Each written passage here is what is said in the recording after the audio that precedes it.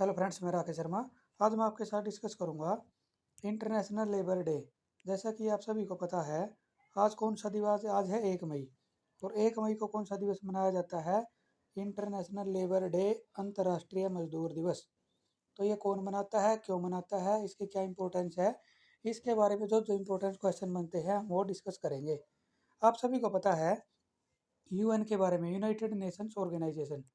UN की स्थापना कब हुई थी? 24 अक्टूबर 1945 को स्थापना हुई थी यूनाइटेड नेशंस की, संयुक्त राष्ट्र संघ की। यह भी एक क्वेश्चन बनता है कि यूनाइटेड नेशंस की जो यूनाइटेड नेशंस डे है वो कब मनाया जाता है? वो मनाया जाता है 24 अक्टूबर को। और इसके कितने अभिन्न अंग हैं? इसके हैं 6। इसके 6 अभिन्न अंग है यूनाइटेड नेशंस के।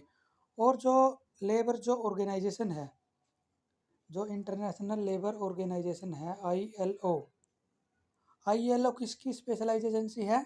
यूएन की। यूएन की एक स्पेशलाइज एजेंसी है इंटरनेशनल लेबर ऑर्गेनाइजेशन, जिसका मुख्यालय कहाँ पे है? जेनेवा स्विट्जरलैंड के जेनेवा स्विट्जरलैंड में है इंटरनेशनल लेबर ऑर्गेनाइजेशन का मुख्यालय।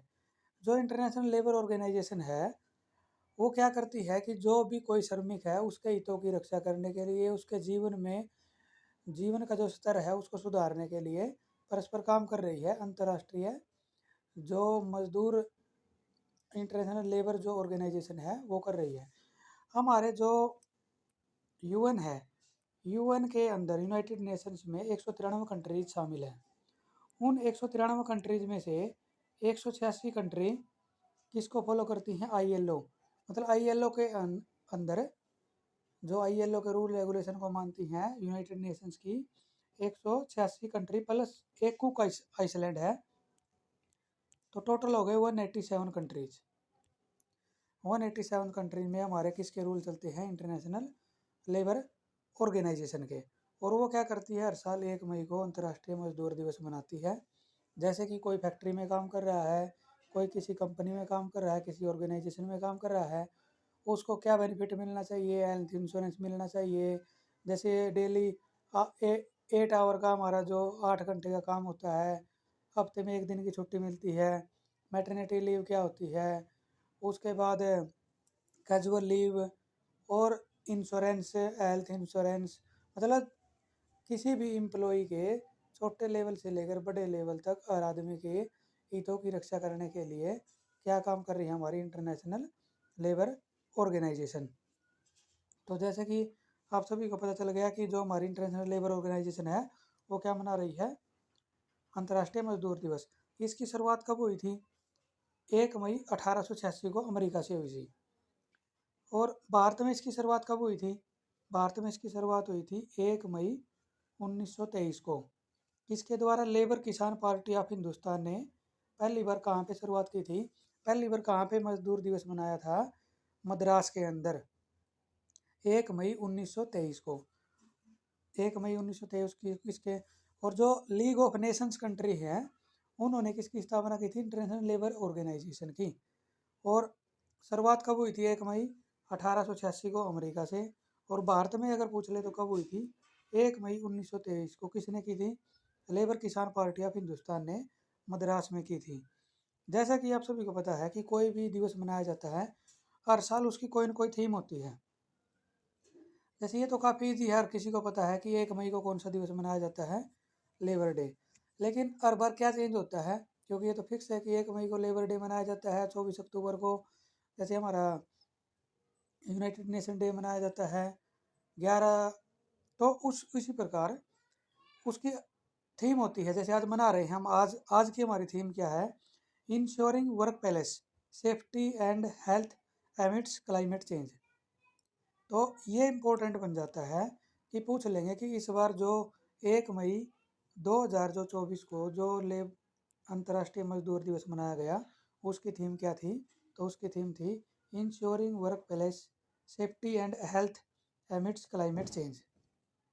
इसको ध्यान में रखना है कि इस बार की थीम क्या थी। जैसा कि मैंने आपको बताया कि अंतर्राष्ट्रीय स्तर पर मजदूरों और श्रमिकों के हितों की रक्षा करने के लिए ये नियम बनाता है। स्थापना 1919 में वर्साई की संधि के द्वारा हुई थी।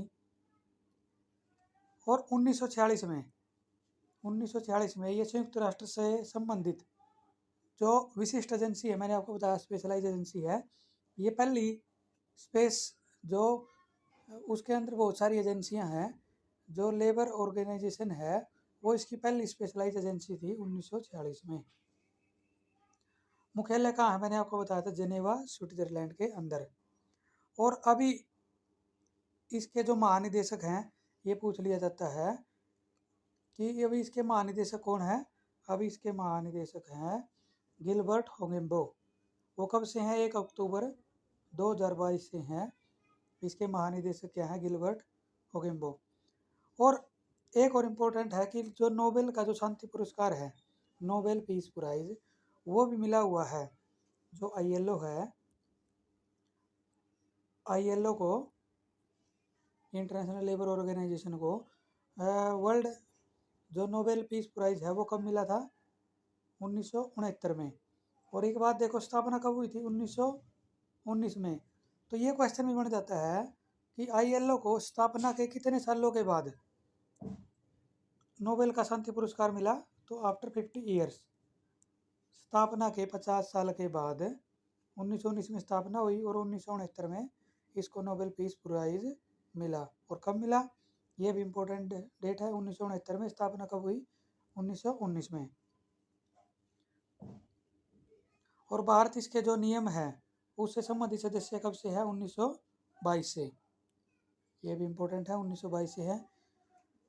एक ही आता है, इंडिपेंडेंट लेबर पार्टी की स्थापना कब हुई थी, 15 अगस्त 1936 को। 1 लाख से ज़्यादा मजदूरों की हड़ताल का नेतृत्व कब हुआ था, 7 नवंबर 1938 को। यहाँ 1 लाख से ज़्यादा मजदूरों ने मिलकर हड़ताल की थी। और 7वीं लेबर कॉन्फ्रेंस में ये काफ़ी इम्पोर्टेंट बन जाता है। पहले काम करने के होते हैं 14 घंटे, उनको जो भी अभी का जो वर्किंग आवर चल रहे हैं हम सभी करते हैं दिन में 8 घंटे।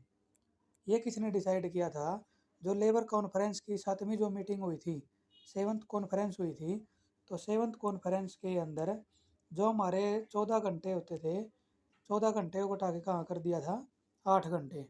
अभी जैसे फैक्ट्री एक्ट भी है, फैक्ट्री एक्ट में भी लिखा हुआ है कि अभी जो वर्किंग आवर है वो क्या रहेंगे, हमारे 8 आवर्स रहेंगे। और श्रमिक के हितों के लिए बिल ड्राफ्ट क्या क्या किए गए हैं, दी कोल माइन सेफ्टी, जैसे छत्तीसगढ़ है, उड़ीसा है, वहाँ पे कोल माइंस है, झारखंड है, तो वहाँ पे सेफ्टी का बहुत ज़्यादा कंसर्न रहता है। तो वहाँ पे जो मजदूर काम करते हैं तो उनकी सेफ्टी, या अगर इंटरनेशनल स्तर पर देखें तो जैसे ऑस्ट्रेलिया है जहाँ पे कोल माइंस हैं, माइंस में कोल माइंस भी हैं, और जैसे आयरन ओर की माइंस भी हैं, बहुत सारी जो माइनिंग है वहाँ पे सेफ्टी बिल ड्राफ्ट किया गया था पहला, तो कोयल माइन सेफ्टी स्विफ्टिंग बिल हुआ था। दी फैक्ट्रीज एक्ट, फैक्ट्रीज एक्ट हमें बताता है कि जैसे मैंने बताया कि 8 घंटे काम करना है और मिनिमम कितने एम्प्लॉय होने चाहिए, वो एक ऑर्गेनाइजेशन बना सकते हैं, सोशल सिक्योरिटी उनकी क्या होनी चाहिए, उनके पास क्या क्या पावर हैं, वो हड़ताल कर सकते हैं, ऑर्गेनाइजेशन बना सकते हैं, वो सभी के सभी जो हमारे, जैसे हमारा ईपीएफओ है, ईपीएफओ के अंदर वैकेंसी निकलती है तो उसके अंदर जो लेबर से रिलेटेड जो लॉ है, लेबर लॉ है, उसका एक अलग से टॉपिक है, सोशल जस्टिस एंड एम्पावरमेंट। जो हमारा ईपीएफओ है, असिस्टेंट कमांडेंट है, उसके अंदर एपीएफसी है, उसका जो एग्ज़ाम होता है हर साल यूपीएससी लेती है, तो उसमें लेबर लॉ से रिलेटेड बहुत सारे क्वेश्चन स्पेशल उसमें पूरा फैक्ट्रीज एक्ट और सोशल जस्टिस के ऊपर पूरा पूछा जाता है। वर्कमैन कंपनसेशन अमेंडमेंट बिल है कि कंपनसेट, जैसे कोई छोड़ता है या किसी को दुर्घटना हो जाती है उसको कितना कंपनसेशन देना है।